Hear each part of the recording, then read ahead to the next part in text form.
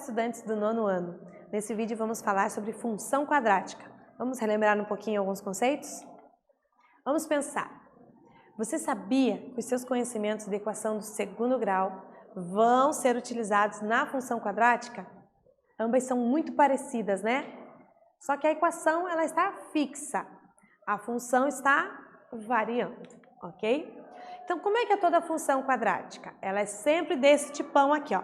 Y igual a x ao quadrado mais bx mais c.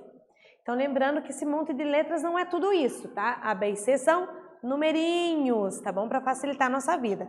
Nós temos duas letras ali, y e x, ok? Então, aqui tem alguns exemplos, ó. Tem a letra ao quadrado, é função quadrática. Mesmo que não tenha o B e o C, ó. Repare que só tem o x ao quadrado. Sem problema. São exemplos de função quadrática, ok? Nesse caso, incompleta. Vem de equação incompleta, né? Então, vamos retomar alguns conceitos. X, que é o valor livre, o valor que você atribui, é chamado de domínio.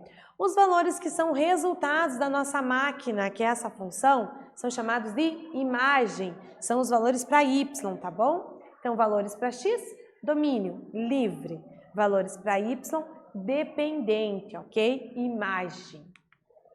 E o gráfico? Bom, o gráfico de uma função quadrática você não faz igual você construiu da função afim. Não dá para ficar atribuindo valores para desenhar a parábola, porque sim, é uma curva. E dependendo dos valores que você atribui, você tem um pedaço que não te ajuda muito. Porque às vezes os pedaços, inclusive os pontos, estão alinhados.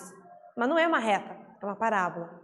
Então, nós temos uns pontos específicos aqui, bem bonitinho, para poder desenhar a parábola. Aqui tem uma bela e formosa voltada para cima e aqui outra voltada para baixo, ok? A concavidade pode mudar. Então, para isso, para a construção do gráfico, eu tenho alguns pontos notáveis, uns pontos bem importantes que me ajudam, que são essas duas aqui, ó. As raízes, é onde corta no eixo X, ó, x1, x2, as raízes.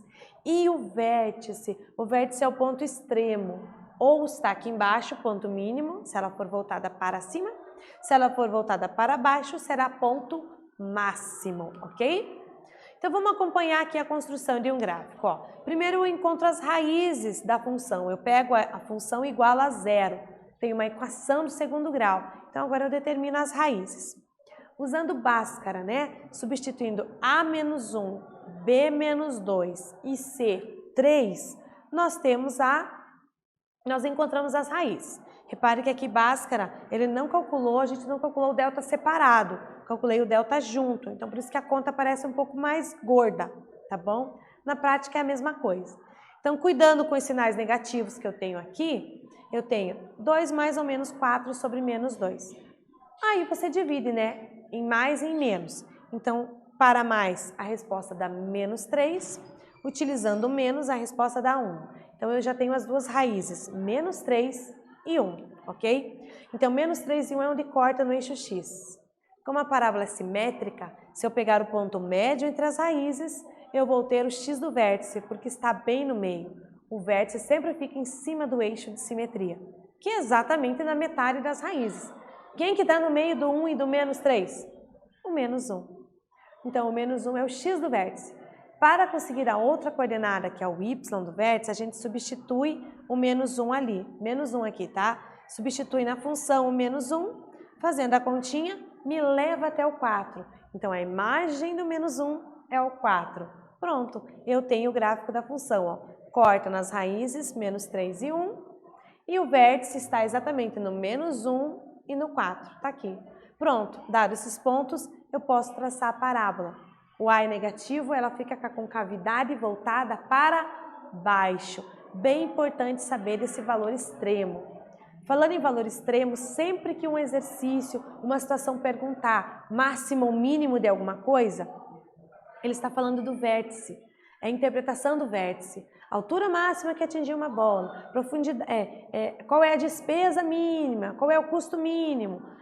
Ele está buscando o vértice. Você pode calcular direto nessa fórmula, ó.